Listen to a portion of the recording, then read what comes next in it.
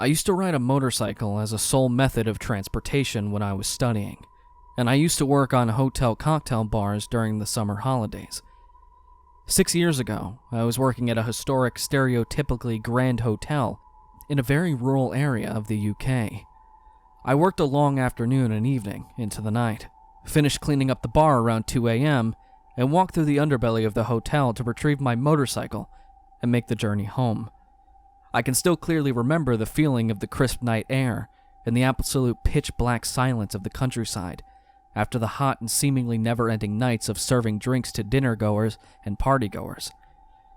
It was always sort of intensely relaxing, now that being an adult meant not being scared of the dark or being outside on a motorcycle in the middle of nearly nowhere at 2 a.m. Riding through the local town took me a few minutes before I left to follow the dark country roads home. At this point, I rode a Honda 125cc, around 11 horsepower. Basic and old, but clean.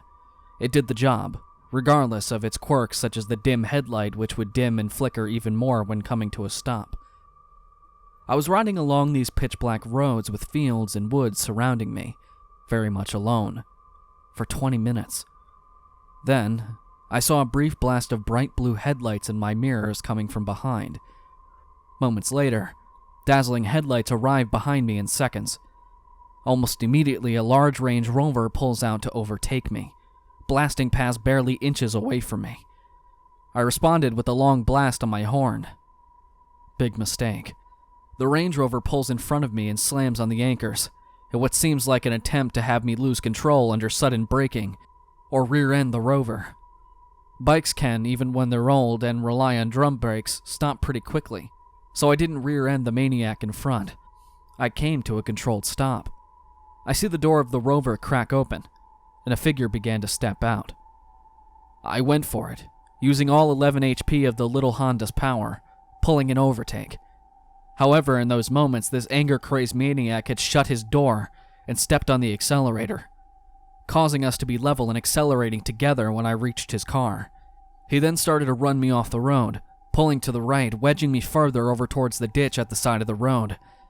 This is where I ended up, struggling to control the bike on the wet, dew-heavy grass around the side of the road, trying to stop the 140-kilogram motorcycle dropping to the ditch. I struggled to regain balance, but managed to pull the bike back onto the road. At this point, I noticed the guy had got back out of the Range Rover and walked round to the back and opened it and was reaching inside. I had turned the bike to face the other side of the road, ready to turn either way and make an escape from the escalating situation. Just as I looked to turn, I took one more look over at him to see him pulling a large, long object out of the back of the Rover. I just went for it, taking another glance over my shoulder after 200 meters to see he'd begun to continue driving up the road, away from where he ran me off. I slowed down to see what he'd do next after driving away from me. He reached the top of the road and pulled over to the left, waiting for me, the lights reflecting on the road. It was fucking eerie. My heart was beating so fast, yet it felt like time had stopped.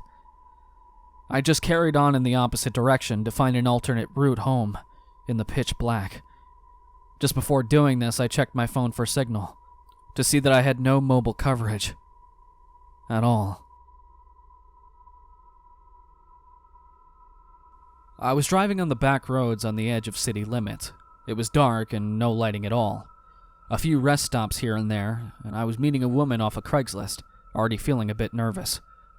I was going pretty fast and there was no other cars in sight. Out of nowhere, I see a guy running across the road. He was already almost right in front of my car. It looked like he was getting chased by another guy who I didn't see until I swerved to avoid the first one while braking hard. My car went kind of sideways and hit the second guy pretty fierce, not at full speed. I heard a loud thud but didn't actually see him get hit. My car ended up on the side of the road. The first guy seems to have kept running out of sight. He wasn't there when I got out. This was a red flag, but I had just hit someone and I was worried that I'd offed them. I was all shaky and had that sinking feeling in my stomach. I ran towards a guy who was on the floor breathing heavily. Thank goodness he was alive.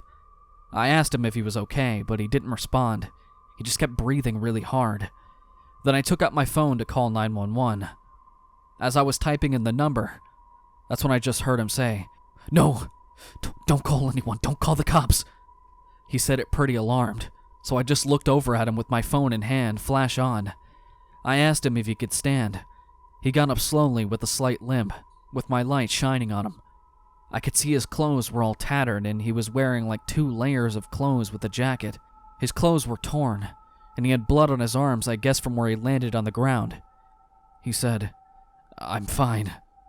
Do you have any cigarettes?" I said, "Yeah. Let me go get them." I had a pack in my glove box since forever. I was an occasional smoker and only smoked with my coworker. Not in a while, though. We walked over to my car and I got the cigarettes and handed them to him. Then I put my phone to charge while the car was still on. As I did, he asked for a lighter. I said, "Yeah, hold on, let me look for it." While lighting his cigarette, that's when I asked him, "Who was the other guy?" He said, "Someone stole my backpack from me while I was sleeping." Oh, okay. He was definitely homeless then. I felt so bad. I started pulling out my wallet. I wanted to give him all the money in my wallet out of guilt. He looked fine now, albeit the bloody scraped arms, as his breathing had gotten normal. While pulling out my wallet and asking, "You sure you don't want me to call an ambulance?" That's when I felt the sharpest pain rock my face. I saw all blurry for a couple of seconds.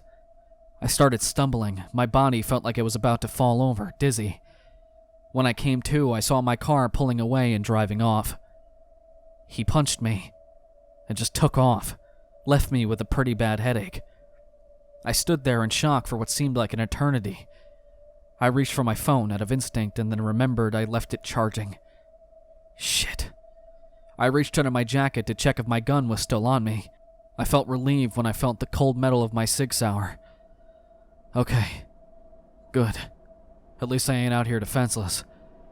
I kept walking down the road, endlessly, hoping to find someone.